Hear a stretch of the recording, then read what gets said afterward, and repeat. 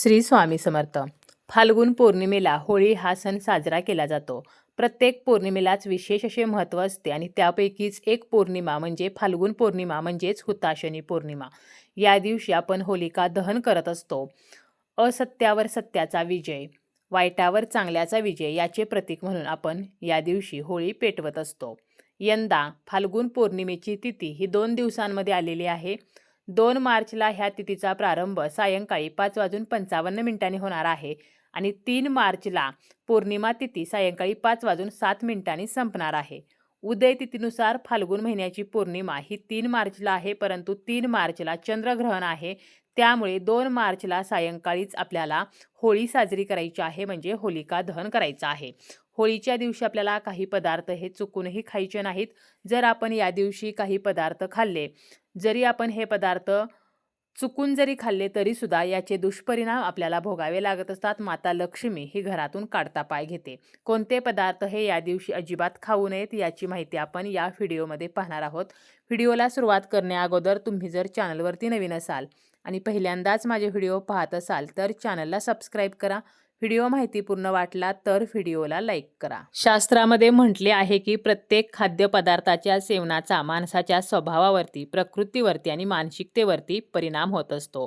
त्यामुळे काही ठराविक दिवशी, काही खास स्थितींना आपला आहार आणि आचरण हे सात्विक असावे असे शास्त्र सांगते.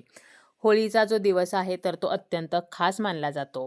फाल्गुन पौर्णिमेला होळी साजरी केली जाते आणि पौर्णिमा, अमावस्या अशा काही तिथी आहेत की या दिवशी आपण काही खाद्यपदार्थ हे अजिबात खाऊ नयेत. आपण आपल्या घरामध्ये काही भाज्या या दिवशी अजिबात बनवायच्या नाहीत. होळीचा दिवस जो आहे तर तो तंत्रमंत्र यासाठी अत्यंत प्रभावी असा दिवस असतो. सिद्धी प्राप्त करण्यासाठी हा दिवस अत्यंत खास मानला जातो. होळीची रात्र ही सिद्धीची रात्र मानलेली आहे.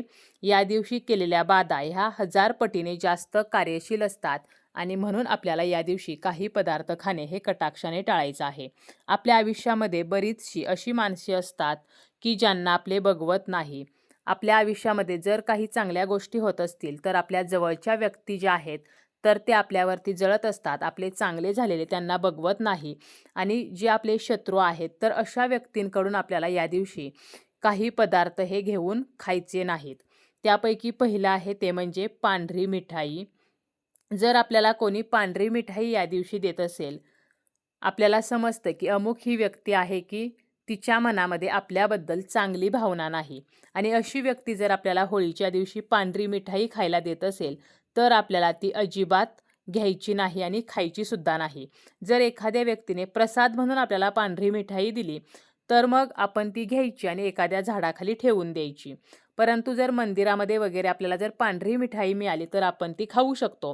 परंतु जे आपले शत्रू आहेत, ज्या व्यक्तींना आपल्याबद्दल चांगले झालेले बघवत नाही तर अशा व्यक्तींकडून मात्र आपल्याला पांढरी मिठाई घेऊन खायची नाही. त्यानंतर आहे ते म्हणजे दही भात. दही भात सुद्धा आपल्याला जर या दिवशी कोणी दिला तर तो अजिबात खायचा नाही. कारण दही भात, पांढरी मिठाई या अशा वस्तू आहेत की यावरती नकारात्मक क्रिया ह्या पटकन होत असतात, म्हणून आपल्याला ते खायचं नाही. खीर जरी आपल्याला या दिवशी कोणी देत असेल, एखादा आपला नातेवाईक आहे आणि त्याला आपले चांगले बघवत नाही आणि ती व्यक्ती जर आपल्याला होळीच्या दिवशी खीर खायला देत असेल तर आपल्याला ती खीर जी आहे तर ती अजिबात खायची नाही. त्याचप्रमाणे दुसरी जी गोष्ट आहे तर ती म्हणजे चहा किंवा कॉफी. आपल्याला एखाद्या व्यक्तीबद्दल संशय आहे, समोरची जी व्यक्ती आहे तर त्याच्या बॉडी लँग्वेजवरून आपल्याला समजतं की ही जी व्यक्ती आहे तर ह्या व्यक्तीच्या मनामध्ये आपल्याबद्दल कपट आहे, वाईट भावना आहे आणि अशी व्यक्ती जर आपल्याला चहासाठी आग्रह करत असेल, कॉफीसाठी आग्रह करत असेल तर आपल्याला त्या व्यक्तीकडून चहा किंवा कॉफी घेणं हे टाळायचं आहे. त्याचप्रमाणे आहे ते म्हणजे खाऊचं पान. खाऊचे पान जे आहे तर यावरती सुद्धा नकारात्मक क्रिया केल्या जातात आणि त्या पटकन होतात. त्यामुळे जर आपल्याला एखादी व्यक्ती खाऊचं पान या दिवशी खायला देत असेल तर ते सुद्धा आपल्याला खायचं नाही. त्याचप्रमाणे लवंग असेल, हिरवी वेलची असेल तर ह्यासुद्धा वस्तूंमार्फत आपल्यावरती नकारात्मक क्रिया केल्या जाऊ शकतात. त्यामुळे लवंग, हिरवी वेलची तर हे सुद्धा आपल्याला या दिवशी इतरांकडून घेऊन खाणे टाळायचे आहे. आपण आपल्या घरामध्ये पांढरी मिठाई खाऊ शकतो किंवा दही भात खाऊ शकतो, खीर खाऊ शकतो, परंतु इतर व्यक्तींकडून मात्र आपल्याला ह्या ज्या वस्तू आहेत तर त्या घेऊन खाणे टाळायचे आहे. त्याचप्रमाणे या दिवशी आपल्याला मांसाहार जो आहे तर तो करायचा नाही.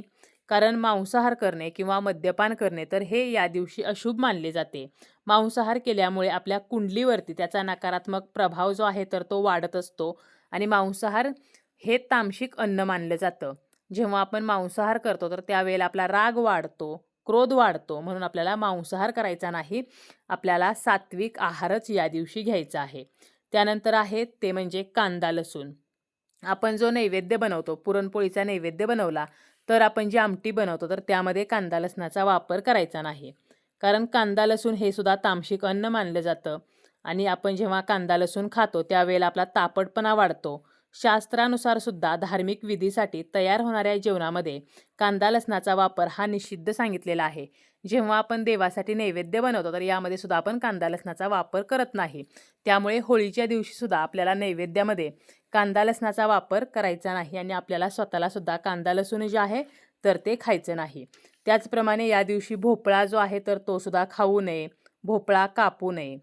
दुधी भोपळा असेल किंवा लाल भोपळा असेल तर हे जे भोपळे आहेत तर ते आपल्याला या होळीच्या दिवशी खायचे नाहीत.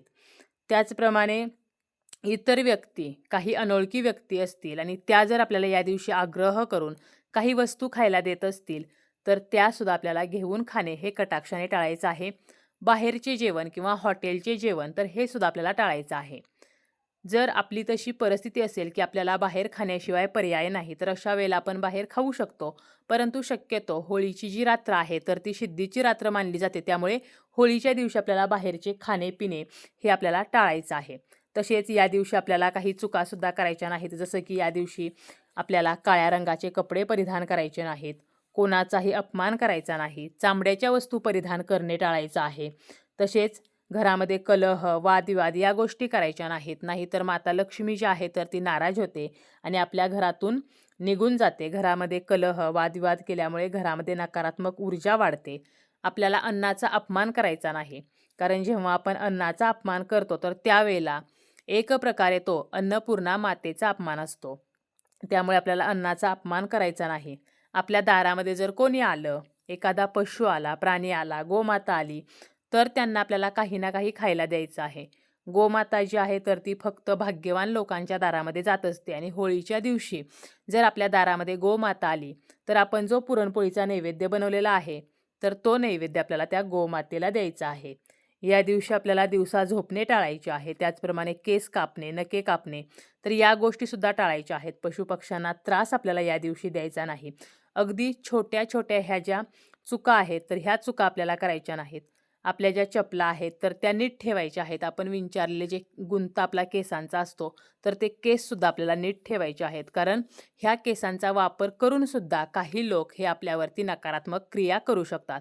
त्यामुळे होळीच्या दिवशी आपल्याला या गोष्टींची काळजी घ्यायची आहे आणि जास्तीत जास्त वातावरण हे आपल्याला सात्विक ठेवायचं आहे. आपला आहार जो आहे, तर तो सुद्धा सात्विक ठेवायचा आहे.